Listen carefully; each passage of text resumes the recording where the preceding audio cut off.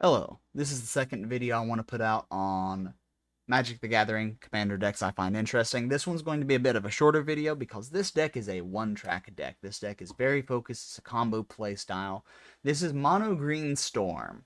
Mono Green Storm's kind of a funny idea, right? It's an idea people don't expect. I thought of it because I was thinking of ways to play commanders, to play cards in ways that aren't expected, in ways that aren't the standard usual way to play a commander. And it came across my mind to try to make a combo deck in mono green, and I saw this card, and this card's perfect for it. Marwyn the Nurturer. Marwyn the Nurturer, the important part is not that first line of text. First line of text does not matter. It's the second line of text where it says add an amount of green mana equal to Marwyn's power. That is what is important. And the reason that's important, we'll get to that in just a moment. So, when I say a storm deck in mono green, we're going to want to first look at what you can storm off with in mono green. And there are five. There are five storm cards in mono green, and really only three of them let you win. The first card is Chatterstorm, which makes creature tokens. Then you have Ave, which makes copies of itself that are creature tokens. And then you have Hunting Pack, which makes creature tokens. Those are your three that win. Now, we do have the other two in here because they are beneficial to us. We have Sprouting Vines, which lets you get basic lands into your hand. This is really important for deck thinning.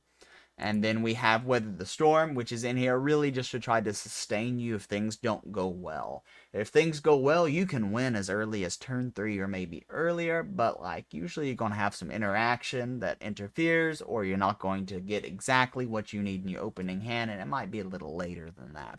But you can win pretty early with this deck if you get lucky, or if things just kind of turn out right. It's not an easy deck to play, though. I will say you're going to want to goldfish this a lot until you get the hand of exactly what looks good for you. So, what lets us actually win? What turns this into a storm deck? So we know that our commander taps and makes green mana equal to power. So what we're going to need is we're going to need effects that untap the commander and as bonus increases the power. So Arachnoid Adaptation is a very classic one. There's a lot of them, and they're not expensive. Most of them are commons. Most of them are almost never used, especially in Commander. So there's a lot of effects like this that gives it a bonus. Maybe it's a counter. Maybe it's just until end of turn and untaps it. You're going to put a lot of these effects in your deck. Similar effects you have, there's a couple of creatures that will help with that. This lets your commander, whenever you tap it the first time, you get to untap it and make it larger. Only once each turn, but it is beneficial. Does do what you need it to do. Also makes it larger when it enters because it is an elf. So you're going to get two 1/1 counters in one turn just from this creature. Legolas's Quick Reflexes doesn't increase the power, but it does untap it. And not only that, it gives it hexproof and also lets you start removing enemy creatures while you're tapping your commander. So very, very good card. It's one of the more expensive cards you can put in the deck, but I do recommend it. Gift of the Viper, it's another way to untap your commander. This one puts counters on it. Not only a 1/1 counter to make it tap for more mana, but also Reach and Death Touch. In case you can't win on just this turn, helps you stay a little more defensive. Looking for the ones that put counters on it are more valuable than the ones that just do it until end of turn. That way, if you can't quite pop off or if someone interferes, at least the size of your commander sticks around. So try to look for those cards like Gift of the Viper that do put the counters on it. There's not as many of them, though, so you're going to have a good mix of both. Also, Seeker of Skybreak and other cards that untap target creature, especially if they're also an elf, those are very beneficial because it enters, puts the 1/1 counter on it, then you can tap it to untap your commander. The hard part of this deck, the thing you have the most trouble kind of hitting with consistency, is not mana. You generate so much mana with this deck. It's having the card advantage you need. And it's difficult, and I recommend you test it a lot to strike the balance between cards you need that make your commander larger and cards you need that give you card advantage. Card advantage is very important, but it's not hard to come by. So cards we have for card advantage, we have Well Rested. Well Rested says whenever a creature becomes untapped, once each turn, mind you, It gets 2 1/1 counters, and you draw a card. So a little bit of 1/1 counters, a little bit of card draw. Pays for itself because of the 1/1 counters, so you might as well put it in. Scale the Heights lets you draw a card, lets you make your commander bigger as well, lets you get an extra land down, so it's extra mana, card draw, and a 1/1 counter all in there. Rishkar's Expertise is these type of effects that draw cards equal to the greatest power among creatures you control or equal to the power of target creature you control. This is what you're really looking for because your commander is going to get so large that you're going to be drawing a lot of cards. In fact, you're at a risk of drawing your deck out if you're not careful once you really start to get going. Cultivator Colossus. If you use Sprouting Vines, or if you otherwise have a lot of lands in your hand that you can't really use, Cultivator Colossus lets you exchange those for other cards. So it's really useful that way and kind of synergizes really well with that one storm spell that doesn't quite win you the game on its own. Season of Gathering, very nice spell. Lets you draw those cards like you want, lets you make your commander larger if you need to, lets you do removal if you need to. Very good recommendation along the same lines of Rishkar's Expertise with that good card draw. Coveted Jewel, it's part of an effect that kind of partially pays for itself. So lets you function as a mana rock. So really for you it only costs 3 mana because you pay the 6, you put down, you draw the 3 cards, and you get to tap it for 3 mana. So as far as you're concerned, it's 3 mana, draw 3 cards, which is a pretty decent deal. It's better than Harmonize at 4 mana. And usually once you're starting to really churn through your deck, you're going to win on that turn unless the control player really just kind of holds off the counter spell until the very end. And because of that, you might as well get the Coveted Jewel down. No one's going to take it from you. You're probably going to win by that point, or the game might be over regardless. Abundance and other effects that let you kind of specify what you're going to get out of your deck when you draw, also very important. Other cards you might want to put in your deck outside of card draw, you might want to put in cards to get things back out of your graveyard. Gaia's Blessing puts it back into your deck and also draws you a card. Now, granted, it's not going to put it right on top of your deck. It's going to be shuffled in, but you churn through the deck pretty fast once you get going, so it's still relatively beneficial.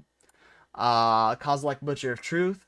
It's 10 mana, yes, but you make so much mana, it does draw you 4 cards, and more importantly, it is a way to get your graveyard back into your library if you start to mill yourself out.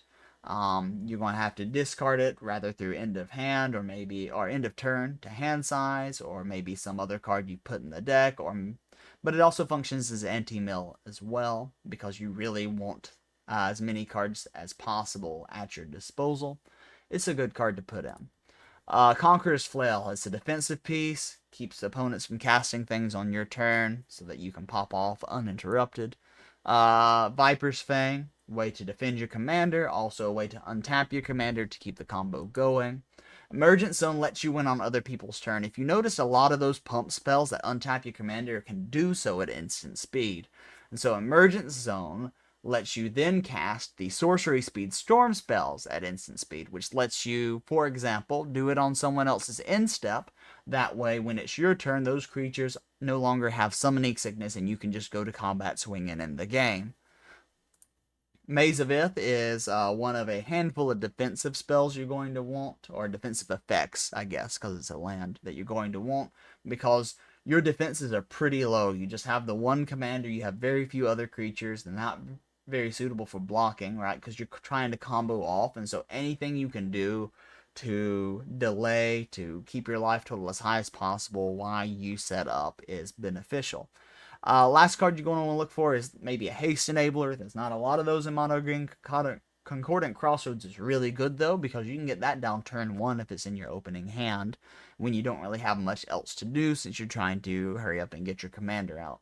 It gives all your creatures haste. That means you can tap your commander and start making that mana the turn it comes down, which if you have the right hand means you can just go ahead on turn 3 and win. If you tap it, generate the 1 mana, play 1 mana spell that makes it 2 larger, then you tap it again for 3 mana, so on and so forth. You can generate and win from turn 3 if you get that Concordant Crossroads down early. It also helps for being able to swing out and kill the same turn that you play the Storm spell. So that's really it. That's really the way the deck works. This is not a very long video. It doesn't have to be. It's a very simple one-track mind combo deck.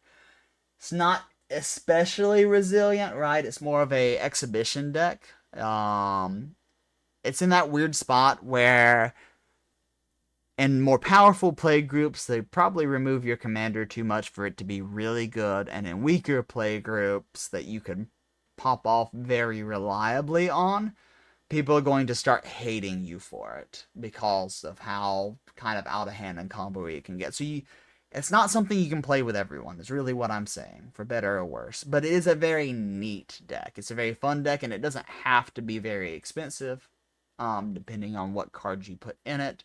So maybe you build it as like an exhibition deck to play once or twice, or maybe you play it online where the costs are lower or non-existent depending on what you play on, right? So before we close out, let's do a review. So we have our commander, Marwyn the Nurturer, taps for green mana equal to her power. So you take Marwyn, you get her out. You start playing effects that untap Marwyn and make her bigger. When you run out of those, you play the cards in your hand that draw cards equal to power, refresh your hand, keep it going, get as many spells out as you can, and then you're going to play one of those storm effects to put a bunch of creatures on the battlefield, swing out, and win the game. That's it. That's the deck. Nice, simple. No issues as far as the complexity of the game plan, but it does take a lot of knowledge, and I do recommend a lot of gold fishing to understand what a good hand looks like, and when you need to draw, when you need to pump, when you may need to just wait a turn and start it up when you have a little more time, a little more cards in hand, when maybe you can react better to interaction at the table. It's very much a deck that's very fun to goldfish. Very fun to goldfish. So, I hope this was interesting. I hope this was inspiring for you. And I hope you have a good day.